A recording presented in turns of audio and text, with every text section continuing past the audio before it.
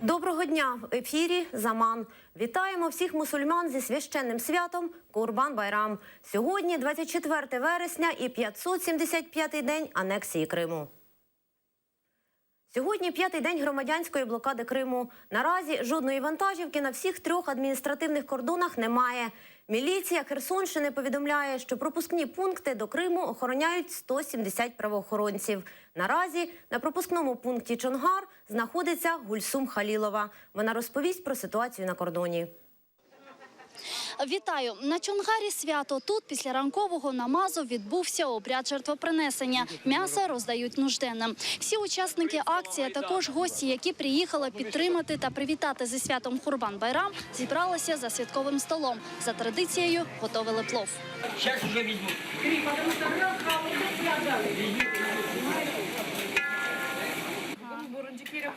Вперше святкуємо Курбан-Байрам в такому місті. Святкову каву також сьогодні вперше зробили тут. Вітаю всіх зі святом. Прибувають постійно, режемо, відправляємо на Каланчак, на Чаплинку. На даний час на пропускний пункт Чонгар продовжують підтягуватися інші громадські організації, які приїхали з різних регіонів України. Сюди приїхали підприємці Генічеського району, а також волонтери з Маріуполя. Мы везем очень много груза, мы везем очень много гуманитарки, так скажем. Там и пища, и одежда, и все, что необходимо здесь. Мы на несколько дней здесь, как минимум, хотим остаться.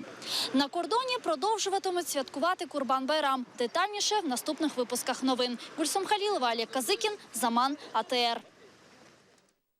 Національний лідер кримських татар Мустафа Джемілєв заявив, активісти ні за які гроші не пропустять товари в Крим. Єдиним компромісом може бути обмін товарів для півострова на ув'язнених. У Меджлісі неодноразово заявляли про тиск і переслідування кримських татар на півострові з політичних мотивів.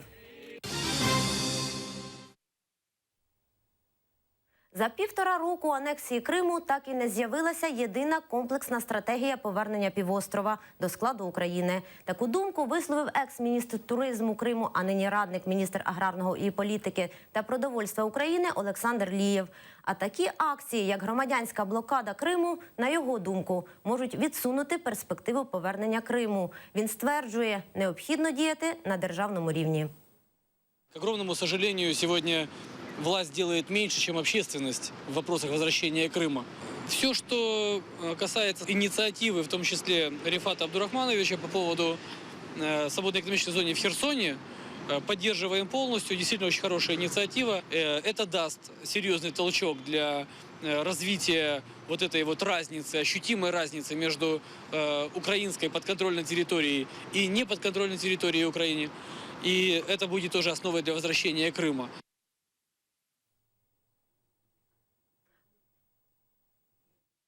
Мусульмани святкують Курбан-Байрам. У Криму – вихідний. У Севастополі ж російська влада відмовилась оголосити сьогодні вихідний. Курбан-Байрам – ісламське свято закінчення хаджу. Відзначається через 70 днів після свята Ораза-Байрам у 10-й день місяця Зульхіджа. В пам'ять жертвопринесення пророка Ібрагіма. У головній мечеті Сімферополя Кебір-Джамі зібралося кілька сотень людей, повідомляє Кримреалії. Мечеть не змогла вмістити всіх бажаючих, тому частина віруючих розташувалася на вулиці. Молебень провів заступник муфтія мусульман Криму Айдар Ісмаїлов. Курбан-Байрам – найбільше ісламське свято, яке цього року відзначають з 24 по 27 вересня. Святкові намази пройшли у багатьох мечетях Криму. Про те, як це було в Бахчисараї, розкажуть наші кореспонденти. За традицією, мешканці Бахчисараю ходять на святковий намаз в ханську мечеть. Крім того, вже 2 роки також ходять у мечеть Орта-Джамі, яка відкрилася після реставраційних робіт ще в 2013-му. Для мусульман Криму святковий намаз почався о 7:15 ранку. Імам ханської мечеті Сабрі Сулейманов закликає усіх до молитви, пояснює правила проведення намазу.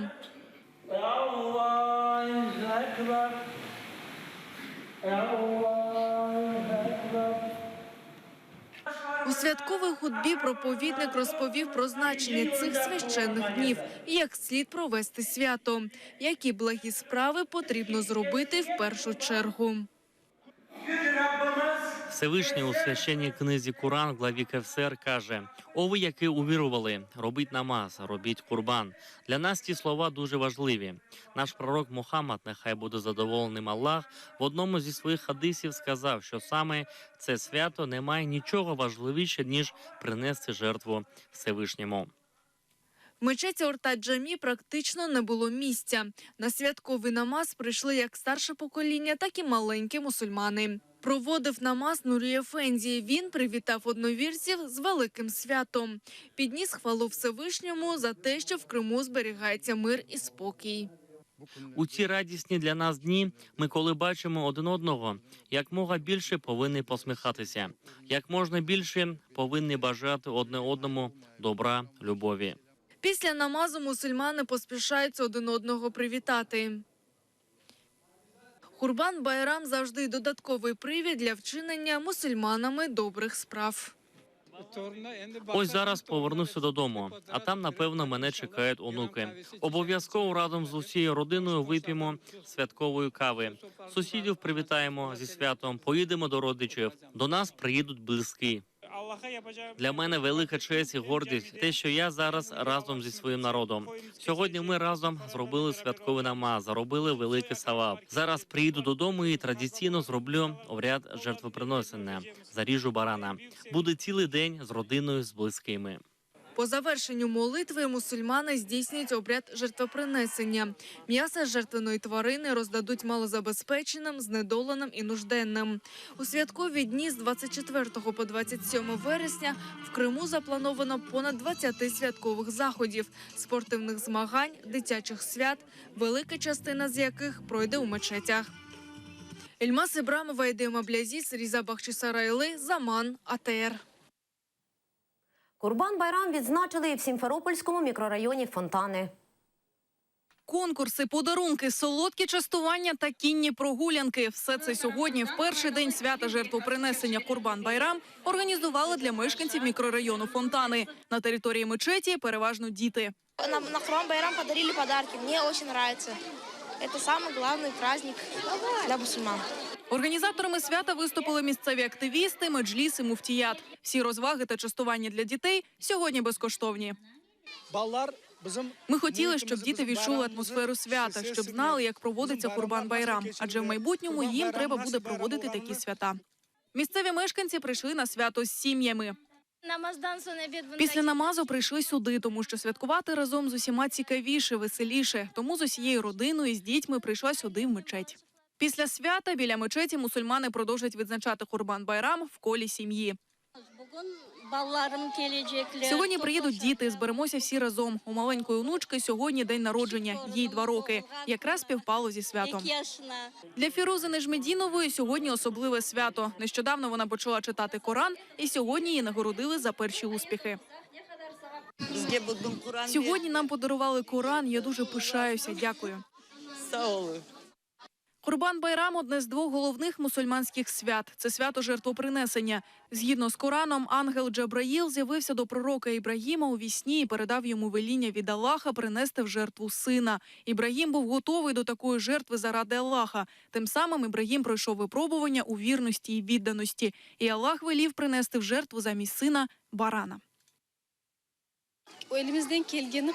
У дні свята ми намагаємося зрозуміти сенс принесення себе в жертву. Наскільки можливо, ми жертвуємо собою. І святковий настрій ми будемо ділити з близькими та рідними. Закінчилося свято бенкетом. З жертовного м'яса на фонтанах приготували плов. Відсвяткували Курбан-Байрам і в Києві. У столичній мечеті зібралося понад 3 тисячі людей, представників 40 національностей. Подробиці в сюжеті.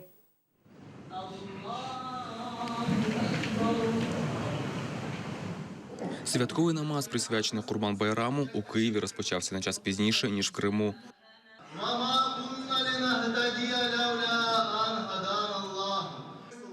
На свято з привітанням до мечеті завітали представники меджлісу.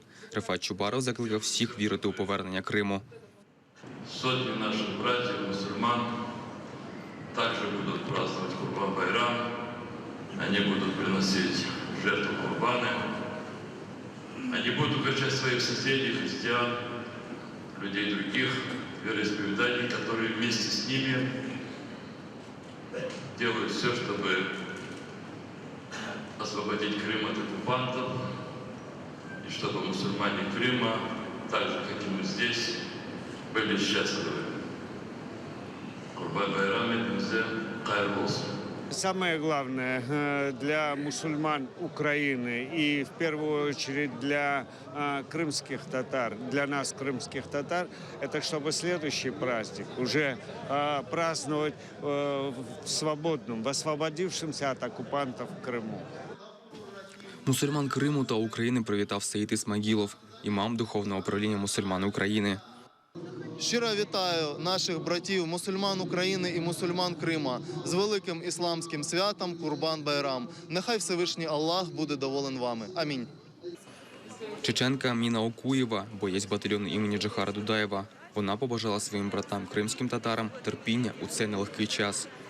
Мне хотелось бы их поздравить с праздником этим великим и пожелать в первую очередь сабра, пожелать крепкого имана, вот, и все-таки, чтобы они держались, вот, ну, были осторожны, потому что враг, оккупант российский, он очень подл, коварен, мы по себе это знаем, уже много лет живем под их оккупацией, поэтому будьте осторожны, братья и сестры, вот, но при этом не забывайте о том, что мы должны все-таки освободить вас, и вы должны освободиться. Вот. І я думаю, іншаллах, це скоро буде.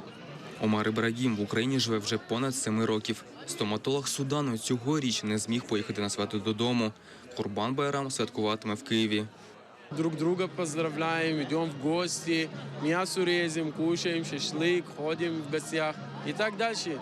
Празднуем, как должно быть, вспоминаем наши хорошие время, вспоминаем родителей, вспоминаем семья. У столичній мечеті на святковий намаз зібралося понад 3 тисячі мусульман 40 національностей. Більшість прийшла просити миру та щастя Україні. Переселенці з Криму бажали скорішого повернення додому. Алім Абдулхаїров, Ельдар Тарахташ, Заман, АТР.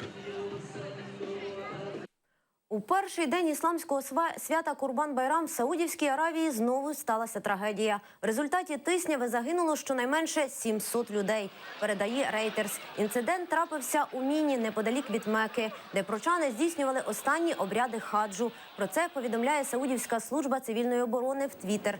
За даними відомства, ще понад 800 людей травмовані. Рятувальні роботи тривають.